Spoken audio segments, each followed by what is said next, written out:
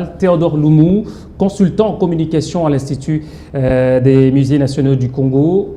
Bonjour. Bonjour, chers journalistes. Bonjour, merci. Merci de répondre à notre invitation. Avec vous, nous allons parler justement de l'Institut Musée national du Congo. Ma première question est de savoir quel est le problème principal qui secoue aujourd'hui l'Institut national des musées du Congo. Non, l'UMNC, l'Institut national des musées du Congo, n'a aucun problème. La direction générale fonctionne très très bien. Il n'y a aucun conflit comme les gens prétendent, parce que ça circule, les gens en parlent. J'ai su la bouche autorisée du directeur général pour peut-être éclairer l'opinion. Aucun conflit n'est.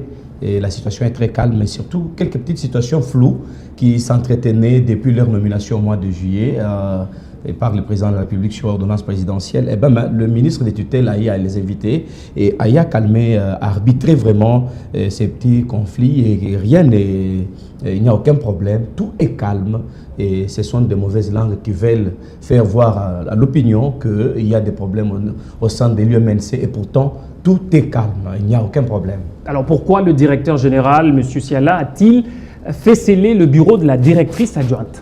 Jamais, jamais, jamais, vous êtes journaliste. Je suis sur votre plateau de télévision, aucun bureau n'a jamais été scellé, aucun. C'était suite d'ailleurs, quand ils ont été nommés sur ordonnance présidentielle, il y a eu un petit problème. Le directeur général a eu à faire un déplacement, il a laissé son intérim à la DGA. Alors, pendant l'intérim, elle devait assurer les affaires courantes. Et du coup, la DGA a convoqué tous les directeurs, les bureaux, les banques syndicales, tout le monde. Non, écoutez, nous devons faire l'audit ici. Et écoutez, tous les textes, les statuts et les règlements d'ordre, toutes les décisions qu'elle a prises, alors on doit les mettre de côté parce qu'ils ne m'avaient pas consulté. Et pourtant, c'était des affaires courantes, il ne pouvait pas prendre de grandes décisions. Alors, elle a commencé à recevoir bureau par bureau, catégorie par catégorie, jusqu'à arriver au banc syndical qui lui a dit non. Attendons l'arrivée du DG et cela ne l'a pas plu. Alors, il y a eu ils se sont chamaillés entre eux. Alors, la délégation syndicale s'est permise, selon leur règlement, de sceller le bâtiment. Ce n'est pas le bureau de la DGA, sceller le bâtiment qui abrite au moins 20 bureaux. C'est-à-dire, au sein de ce bâtiment-là, le bureau de la DGA s'y trouve aussi. Alors, elle est seule au premier niveau, dans le couloir, il n'y a pas d'entrée, c'est elle seule qui a la clé et personne n'y accède. Alors, on n'a pas fermé son bureau. Alors, dans 3 jours, selon leur règlement, ils sont revenus à leur décision, ils ont décelé, ils ont ouvert les bureaux, tous les directeurs sont rentrés, sauf elle. Mais on crie partout que c'est Siala qui a... Non, non, Siala n'a pas fermé. Il n'était même pas sur place à Kinshasa. Il a même écourté son séjour pour rentrer afin de mettre un peu, ramener le calme au sein. Il venait d'être nommé, c'est-à-dire il y avait 1 mois et 10 jours que tout ça s'est passé, imaginez, et ils ne s'étaient pas encore constitués ensemble pour former une force. Eh bien, il y a eu des ficelles qui ont été tirées par-ci, par-là. En tout cas, M.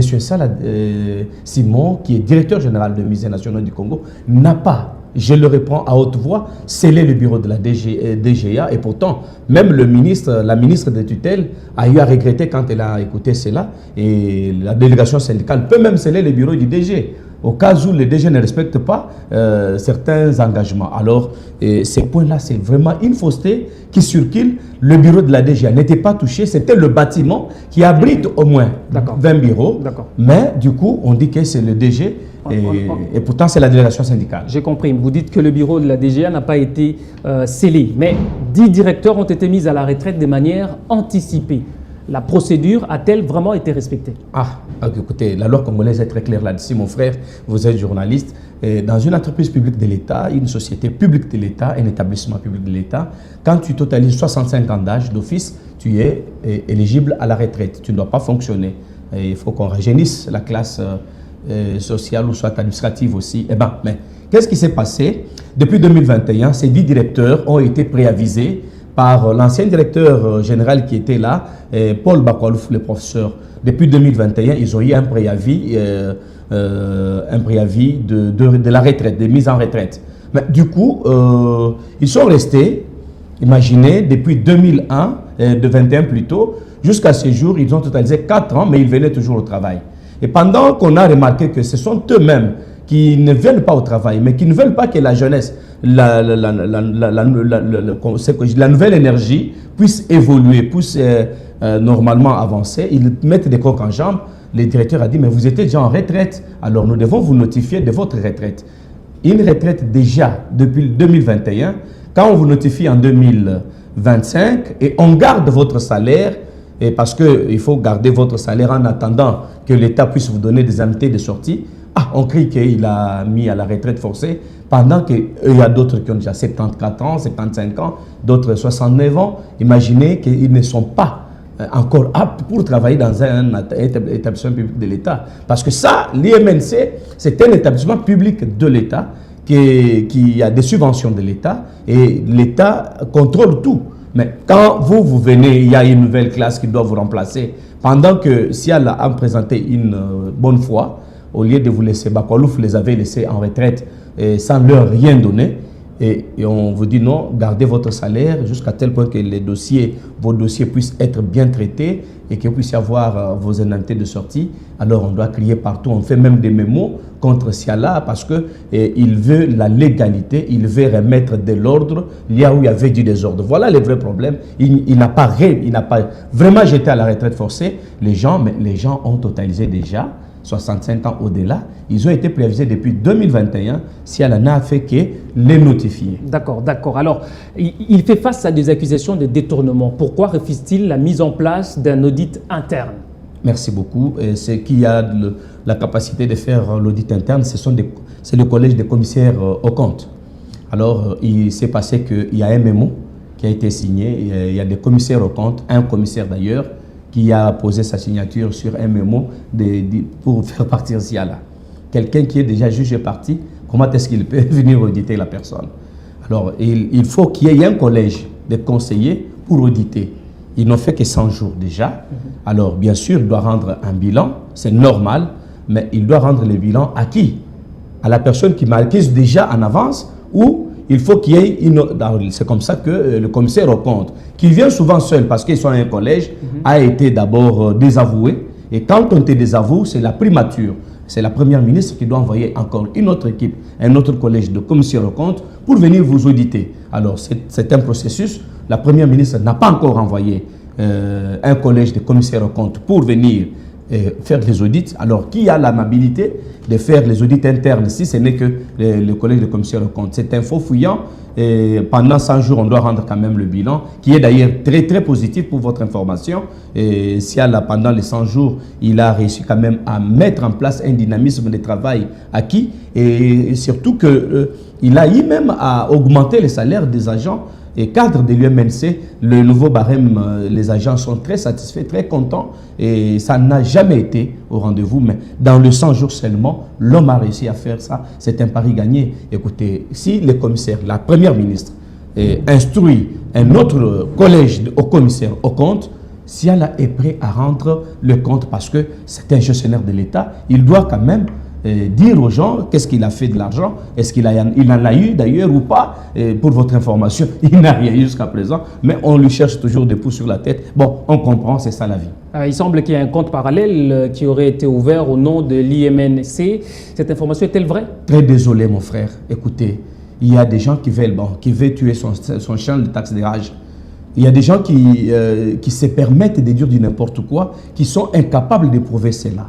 Et j'ai suivi, je ne sais pas si c'était votre antenne, si c'est quelle antenne, oui, je crois sur Télé 50, excusez-moi de citer une telle chaîne dans votre maison de presse, quelqu'un qui va dire que non, M. Siala a ouvert un compte parallèle. C'est très désolant. Écoutez, est-ce qu'il a deux preuves d'une telle machination?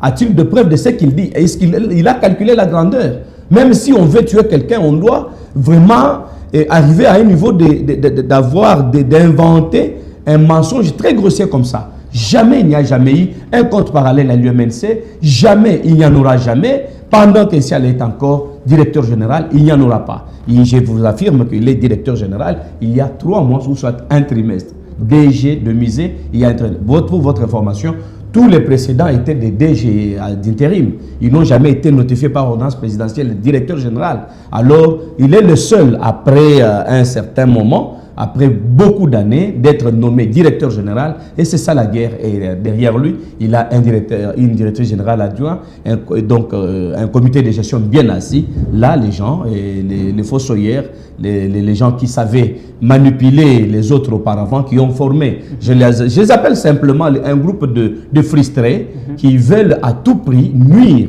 la personne d'Nsiala. Par contre, ils pouvaient s'engager avec cette énergie, l'appuyer pour que l'IMNC puisse aller de l'avant au lieu de chercher de tirer en bas les initiatives belles qui peuvent faire avancer l'IMNC. Théodore Loumou, doit-on comprendre qu'il n'y a pas de crise au sein du musée national du Congo, si je peux me permettre? Écoutez, aucune crise n'y est. Je vous ai parlé des frustrés. Okay. Pour une petite histoire un peu rapidement passant, Nsiala était DGA du musée. Il était devenu DG ad interim du musée. Du coup, le chef de l'État le nomme directeur général. Il connaît les sillages, il connaît les rouages, il connaît tout un chacun. Et n'oubliez pas que pendant ces temps, il était chargé d'aller rechercher de l'argent. Et pendant qu'il cherchait de l'argent pour le musée, et il y avait des gens qui étaient mécontents. Ils étaient mécontents. Ils se sont permis de faire un bloc contre lui. Et Allah s'alliait derrière la DGA. L'innocente qui vient d'ailleurs à peine d'entrer. Écoutez, on les met des choses dans la tête. Non. Le vrai problème est que Siala a mis fin à l'anarchie. Ça, il faut comprendre. Parce qu'il était lui-même dans la boîte. Il a dit, bon, je mets fin à ce qui était auparavant. On recommence un nouvel élan parce que j'ai une mission que le chef de l'État m'a confiée. Et voilà, et il met fin à l'anarchie. Tous les mafias qui se faisaient, et surtout les anciens directeurs généraux qui étaient des mandataires, mais ils continuent à percevoir leur salaire.